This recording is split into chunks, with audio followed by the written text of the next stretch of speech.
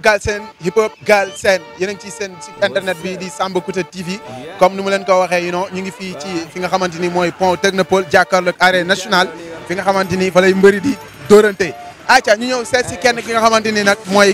Boy Saloum mooy ki nga xamante ni mooy kilifa Ripu tey ñu bëgg a waxtaan ak moom si hip hop Galsen comme ni ñu leen ko waxee seen émission bi di hip hop Galsen tey ñu seet si ko benn raba dañ koy bàyyi. yow hello ma gaa hello sama bro yi salaamaaleykum yéen ngi am jàmm ak tawfeex di leen bëggee AKA bi la doomu Saloum bi fatt fépp xalifa Ripu bi waaw boo la ñu gisee ñu teew fii ñu ngi si job bi xam nga bàyyiwuñu dara ñu waaw moo tax foo la ñu fekk rek joba ñu fa yóbbu ci waaw. acca tey ñu ñëw fii fekkanteeg yow fii nii ci hip hop Galsen bi comme ni ko gars yi waxee si numéro bu njëkk si hip hop Galsen ku leen koy defal di DJ Makhula Bodo ñi naan ko si se ngaari ñeen meew tëmbal glace ku leen naan borom dikk beeg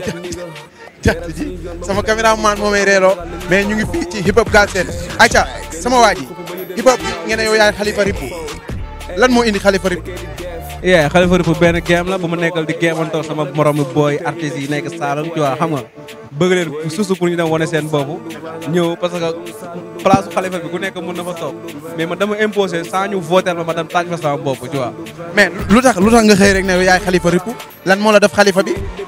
ci album yi la wala ci son yi wala ci lan lan moo la def Khalifa Ripu. parce que dama leen jiitu si game bi ci waa xam nga jiitu leen si game bi bëgg leen ñu ñëw fekk si ma si game bi moo tax mais man ma dem positionné wu sama bopp si Khalifa bi pour ñoom ñu jël dem ñafe bu baax a baax pour mën ma fekk si foofu ma nekk ci waa. dëgg pour ñu gën a mën a yaatal waxtaan bi dañ bëggoon xam dëgg kan moo nekk Boy Saloum. Boy Saloum benn boy la bu jógee Saloum jógee Sambakouta waaw am lu mu produire bi Sambakouta quoi tu vois. si benn rap mélodie boo xamante ni nekk naa si rap boo xamante ni souvent boo yu bëri ñu ngi may bàyyi xel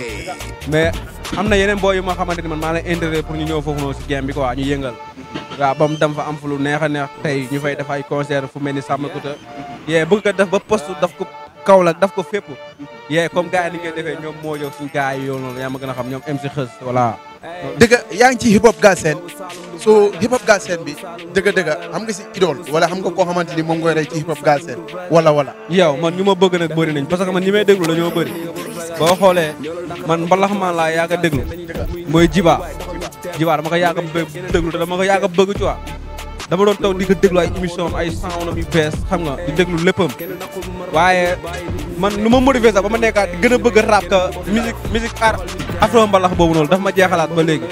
waaw daf ma jeexalaat ba léegi man parce que man afro mbalax laa gënoon bëgg ka rap yow noonu moo tax Jiba moo nekkoon sama idole te moo nekk sama idole avant loolu ñoom axlu birég la jeex na mais dëgg gis nañ la nga nekk ci rap bi so Jiba nekk sa idole léegi Jiba xawma dafa rap xawma dafa def afro bi xawma léegi yow nga nekk rapport est-ce que dina yomba ngay copier ci koo xamante ni du rapa yow nga nekk di rap. bah oui parce que moo bi moo am importance moo bi muy wax moom c'est-à-dire que moom bu jëlee moom man bu may jël si moom sax mun naa jël loo xamante ni mun naa ko dugal mu nekk rap. mais ba tey ba suba moom lañ def idole mooy suñu lépp mais positionnement artiste bi rap bi ak mbalax afro bi xam nga du benn quoi. tey gis nañ la nga nekk ci rap bi tey bëggoon nañoo xam Boy Saloum ñaata cun la génne Boy Saloum ñaata single la génne Boy Saloum ndax moom am na clip wala amul clip. yow génne naa son yu bëri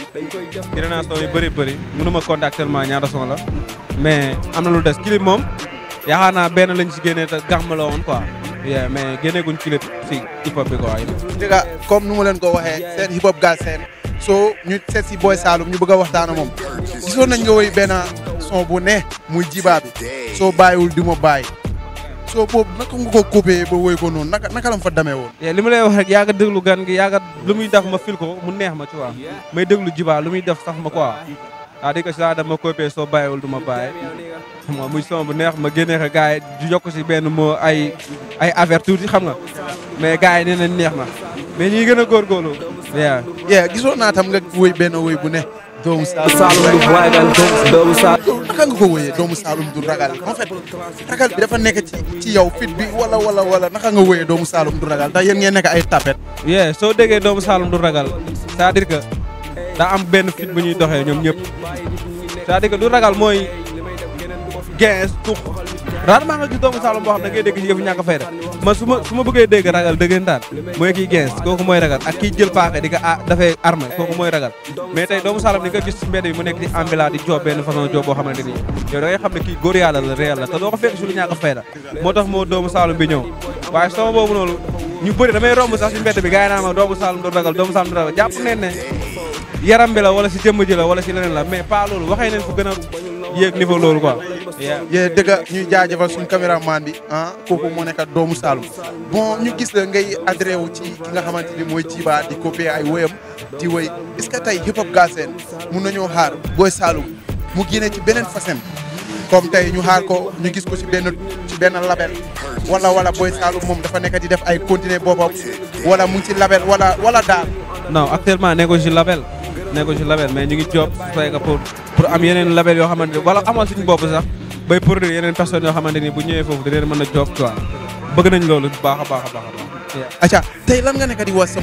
mbokk yi parce que dégg naa seen dëkk Sambakouta à part ça ñuy nuyu waa Sambakouta TV yëpp bon xam nga tur bi dafa tëppee borom muy Sambakouta TV